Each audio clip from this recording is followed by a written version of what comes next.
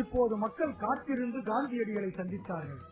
எங்கள் இதயத்தில் அவர் வாழ்கிறார் என்றார்கள். 2ஆம் வட்டமேஜை மாநாட்டில் காந்தியடிகள் கலந்து கொண்டார். வட்டமேஜை மாநாட்டின் முடிவை காந்தியடிகளால் ஏற்றுக்கொள்ள இயலவில்லை. இந்த முடிவை எதிர்த்து வேலை செய்ய முடிவு செய்தார். பாரிஸில் கூட்டம் நிரம்பி வடிந்தது. ஒவ்வொருவரும் அவரை பார்க்கவும் தொடவும் ஆவலோடு வந்தார்கள். வெறுப்பையும் வன்முறையையும் விட உண்மையும் அன்பும் உயர்ந்தது என்று சொல்லும் இந்த மனிதரை பார்க்க விரைந்து வந்தனர். அமெரிக்கா, பிரான்ஸ், ஜெர்மனி, பாலஸ்தீனம், எகிப்து, ஹங்கேரி, டென்மார்க் என பல நாடுகளில் இருந்து காந்தியடிகளுக்கு அழைப்பு வந்தது. ஆனால் அவரால் செல்ல இயலவில்லை. பின்னர் சுவிட்சர்லாந்து சென்றார். எங்கு சென்றாலும் எல்லோருடனும் பேசினார். சுவிட்சர்லாந்தில் சிறந்த எழுத்தாளர் வீட்டில் தங்கினார். அவர்தான் ஐரோப்பியர்களுக்கு காந்தியடிகளை அறிமுகப்படுத்திய ரொமைன் ரோலண்ட். ஜெனீவாவில் காந்தியடிகள் பேசும் பொழுது இன்று வரை கடவுள்தான் உண்மை என்று கூறி வந்தேன். ஆனால் இன்று முதல் உண்மையே கடவுள் என்று நம்புகின்றேன் என்றார். காந்தி இத்தாலிக்கு சென்றார். அந்த நாடே முசோலினியின் பிடியில் இருந்தது. ஆனால் அந்த மக்களும் வன்முறையை விட உண்மையும் அன்பும் சக்தி வாய்ந்தது என்று கூறும் காந்தியடிகளை காண ஆர்வத்தோடு கூடினார்கள். மேற்கத்தியர்களைப் போலவே இவர்களும் காந்தியடிகளிடம் இயல்பாக உள்ள உண்மையான பாசம், பரிவு, எதையும் எளிதாக புரிந்து கொள்ளும் பொது அறிவு, எதிலும் ஒரு இயல்பான நகைச்சுவை உணர்வு ஆகியவற்றை கண்டார்கள். காந்தியடிகள் இந்தியா வந்து சேர்ந்தார். புதிய வைஸ்ராய் எச்சரிக்கையின்றி கைது செய்யவும், நீதிமன்ற வழக்குகளை தள்ளி போடவும், நிறுவனங்களையும் சொத்துக்களையும் பறிமுதல் செய்யவும் உத்தரவிட்டார். மீண்டும் ஆயிரக்கணக்கான மக்கள் சிறையில் அடைக்கப்பட்டனர். அப்துல் கபார் கானும் நேருவும் கைது செய்யப்பட்டனர். டிசம்பர் 28 காந்திஜியின் வருகைக்காக கூட்டம் ஆவலோடு எதிர்பார்த்து துறைமுகத்தில் காத்திருந்தது. திருமதி நேருவும் கஸ்தூரிபாவும் காத்திருக்கிறார்கள். திருமதி நேரு தன் கணவரின் கைது பற்றி பேச காத்திருக்கிறார். கஸ்தூரிபாய் காந்திஜியுடன் இருப்பது பற்றி பேச காத்திருக்கிறார். கஸ்தூரிபாய் 13 வயதாக இருந்தபோது காந்திஜியை திருமணம் செய்து கொண்டார். அவர்கள் இருவரும் ஒருவராகவே காட்சியளித்தனர். இந்திய மக்கள் கஸ்தூரிபாயை அன்னை என்ற பொருளில் பா எனவும், மகாத்மாவை தந்தை என்ற பொருளில் பாபு எனவும் அழைத்தனர். காங்கிரஸ் தலைவர்களும் காத்திருந்தனர். காந்தியின் வருகையை அவர்கள் மகிழ்ச்சியோடு எதிர்கொண்டனர். தந்தையாகிய பாபு வீட்டிற்கு வந்தாயிற்று. எல்லா இடங்களிலும் அவருக்கு மாலை அணிவிக்கப்பட்டது. எல்லா இடங்களிலும் ஆனந்தத்தில் மிதக்கும் மக்கள் கூட்டம். அவர்களுடைய மரியாதை, மதிப்பு, அன்பின் அடையாளமாகவும் பக்தியின் குறியீடாகவும் மலர் மாலைகளை அணிவித்தனர். அவர்கள் கட்டிடத்தின் உச்சிகளில் இருந்தும் சாலைகளில் இருந்தும் காந்திஜியை பார்த்தனர். பெண்கள் தங்கள் குழந்தைகளை கையில் ஏந்தியபடி காத்திருந்தனர். கூட்டம் மகிழ்ச்சி ஆரவாரத்தோடு முன்னேறியது. அவர்கள் காந்திஜி வாழ்க என கோஷமிட்டனர். காந்திஜிக்கு வெற்றி எனவும் குரல் கொடுத்தனர். காந்திஜி மக்களிடம், நான் வெறும் கையோடு திரும்பி உள்ளேன். ஆனால் என் நாட்டின் மானத்தை விட்டுக் கொடுத்து சமரசம் செய்து கொள்ளவில்லை என்று கூறினார். அநீதியான சட்டங்களில் இருந்து விடுதலை பெற ஒரு வழி உண்டு. அந்த வழி அகிம்சை முறைப்படி அமைய வேண்டும். அதன் காரணமாகவே நான் மறுத்துவிட்டேனே தவிர ஆங்கிலேயர்கள் மீதான வெறுப்போ பகைமையோ காரணம் அன்று. ஏனென்றால் தீமை தடுக்கப்பட வேண்டும், தீமை குணமாக்கப்பட வேண்டும். இந்தியா சுதந்திரமடைந்த உலக மக்களின் கவனத்தை தன் இயக்கத்தின் வளர்ச்சியை கவனித்து ஆய்வு செய்யவும் அழைப்பு விடுக்கிறது. என்னவெல்லாம் நிகழ்ந்து கொண்டிருக்கிறது என்பதற்கான அறிக்கை அனைத்தையும் காந்திஜி வெளிப்படையாக படிக்கிறார். வைஸ்ராய் லார்ட் வெலிங்டனை காந்தி சந்திக்க காந்தியின் செயலர்கள் கடிதங்களை எடுத்துச் சென்றனர். டிசம்பர் 31 செயற்குழு கூட்டம் சத்தியாகிரகத்தை, அகிம்சை போரை, புத்துயிர் ஊட்டும் வேலையை காந்தியிடம் ஒப்படைக்கிறது.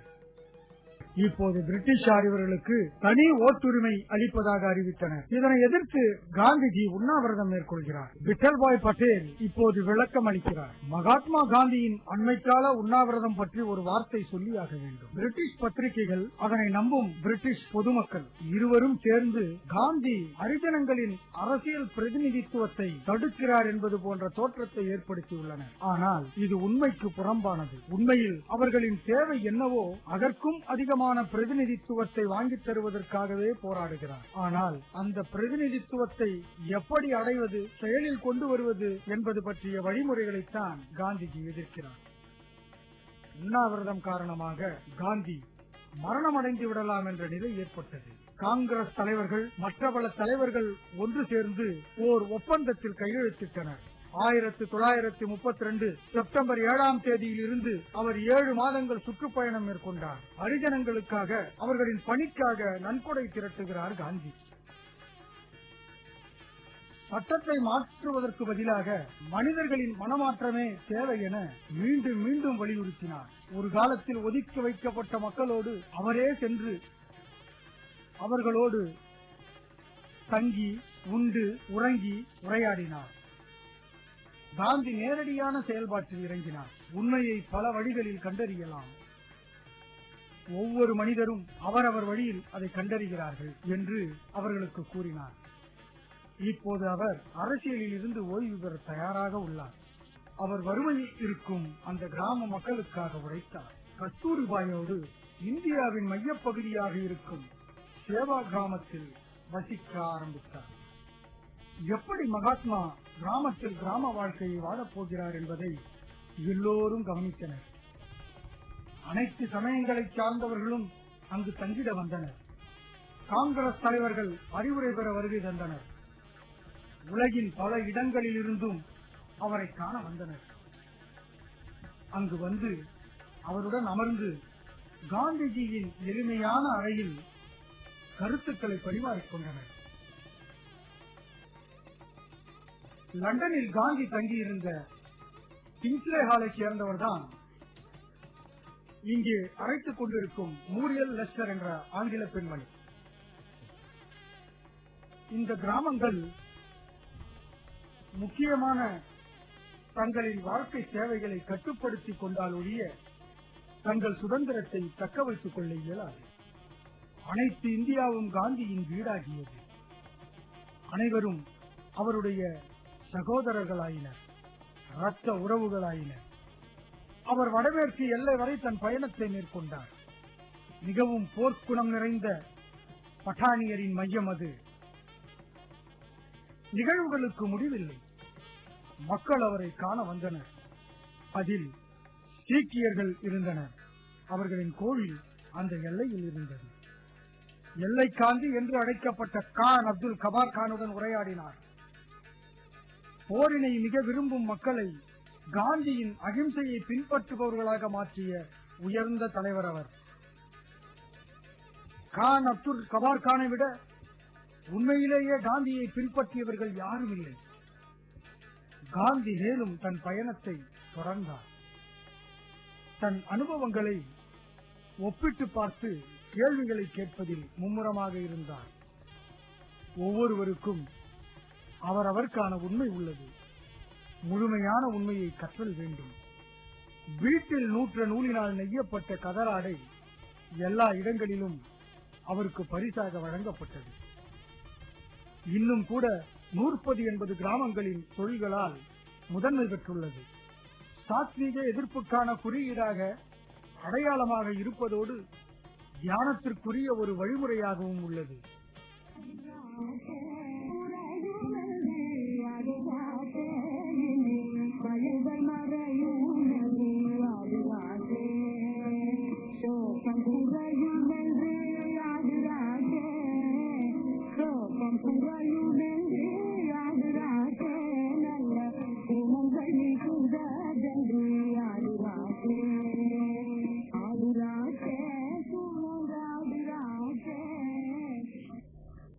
நூற்பது இந்தியாவை ஒன்றிணைக்கும்.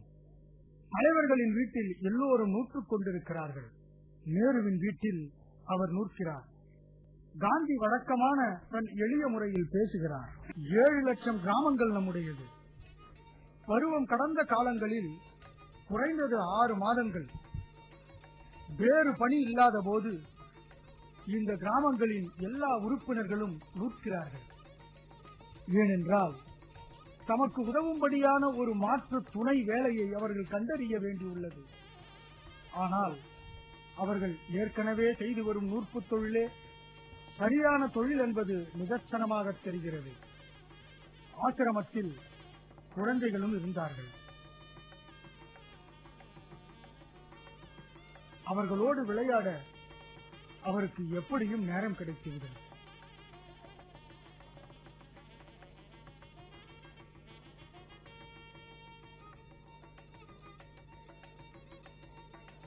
குழந்தைகளுக்கான கல்வியில் அவருக்கு பெரிதும் அக்கறை இருந்தது. அறிஞர்களின் உண்மை கல்வி என்பது மேலோங்கிய கைத்திறன் மீதான ஆர்வம், இதயத்திற்கும் கைகளுக்குமான பண்பாட்டு ஆர்வம், அறிவு சார்ந்தது மட்டுமன்று, உடல் ஐம்புலன்கள் பற்றிய கல்வியாகவும் அமைதல் வேண்டும். உள்ளூர் சாரணர் கூட்டங்களில் கலந்து கொண்டார்.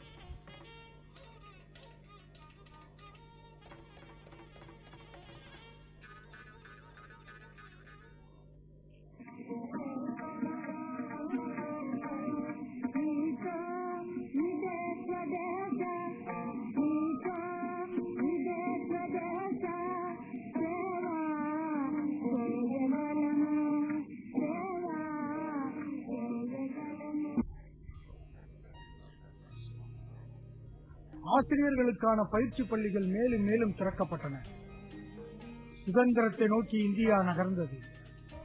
ஆனால் இப்போது காங்கிரஸ் தலைவர்கள் புதியதொரு வன்முறையை எதிர்நோக்குகிறார்கள். உலகத்தில் வன்முறை. உலகப் போர் மூண்டது. காந்தி மீண்டும் அரசியலில் நுழைய வேண்டியதாயிற்று. அறநெறியின் ஆற்றல் பற்றிய பரிசோதனை மீண்டும் அரசியல் பரிசோதனையாயிற்று. காந்தி ஆசிரமத்தை விட்டு வெளியேறினார். காங்கிரஸ் கட்சி தலைவர்கள் தேர்தலில் வெற்றி பெற்று புதிய இந்தியாவின் பிரதிநிதிகளாயினர். சென்னையில் திரு ராஜாஜி, பம்பாயில் திரு கேர், ஐக்கிய மாகாணத்தில் பந்த், மத்திய மாகாணத்தில் சுக்லா, பீகாரில் சின்ஹா, வடமேற்கு எல்லையில் டாக்டர் கான் சாஹிப், இந்தியாவின் முதல் பெண் அமைச்சர் திருமதி பண்டிட் இதோ தேசாய். 1938 காங்கிரஸில் அமைதியின்மை ஏற்பட்டது. இங்கிலாந்து உலகப் போரால்